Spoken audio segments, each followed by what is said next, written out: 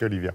Oui, allez donc, envoie la ritournelle de la chanson gnangnan et chauvine et vieux jeu. Réveille un peu Des histoires, parce que les le livres nous racontent piano toujours de belles après histoires, le mais ils nous racontent aussi l'histoire qui n'est pas toujours belle. Oui, mais que nous devons transmettre à nos enfants. Absolument. On a un devoir de mémoire. Tous les livres dont je vous parle ici, je les aime, mais celui-là, il est essentiel. Il s'appelle Retour à Birkenau. Il est écrit par Ginette Kolinka et Marion Ruggieri, publié chez Grasset. Il est essentiel parce qu'il raconte, il met des mots sur ce qui est indicible, c'est-à-dire l'expérience en camp de concentration. Et vraiment, c'est notre mémoire. Et Bien c'est sûr. à nous, parents, de la transmettre aujourd'hui à nos enfants. Surtout en ces temps parfois troublés où l'antisémitisme remonte.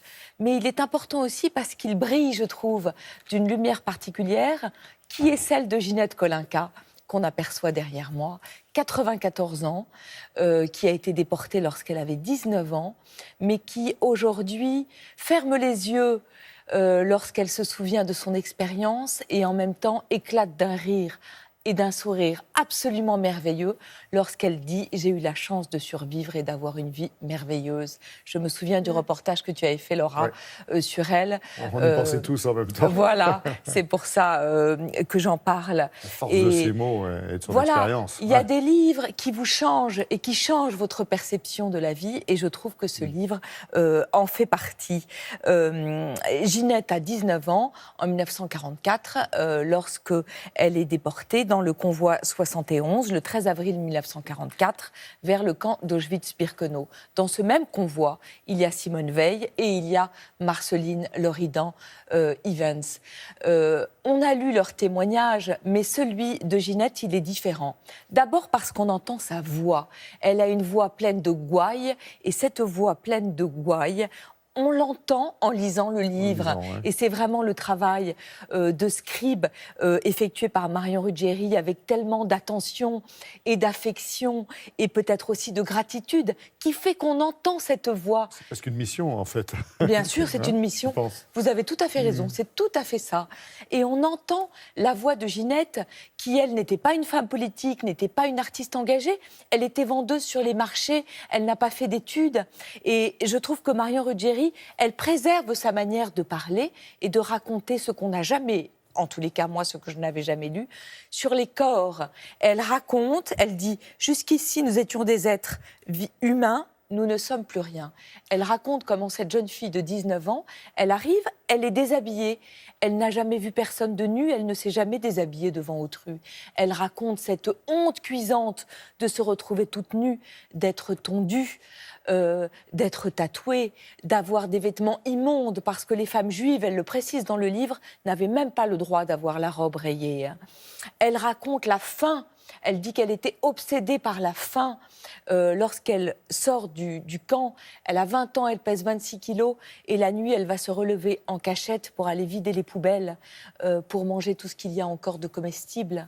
Elle raconte comment elle cache sa nourriture, le peu de nourriture qu'elle a le soir avant de se coucher et comment le matin, cette nourriture a été volée.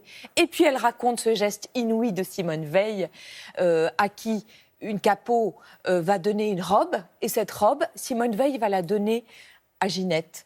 Et peut-être que c'est ce petit geste qui va lui donner la force de résister. Et ce qui est beau, c'est que Simone Veil ne se souvenait pas de cette histoire et que Ginette ne se souvient pas non plus de ce que cette robe est devenue. Ginette, elle raconte l'après. Pendant 50 ans, elle n'a rien dit de son expérience. Elle n'a jamais dit un mot à son mari. Et puis, en l'an 2000, grâce à Steven Spielberg, qui va, vous savez, interroger tous les survivants, elle va se mettre à parler. Et aujourd'hui, tous les jours, elle est dans des écoles. Elle retourne à Birkenau pour raconter ce qu'était le camp. Et je trouve que c'est extraordinaire de raconter ainsi.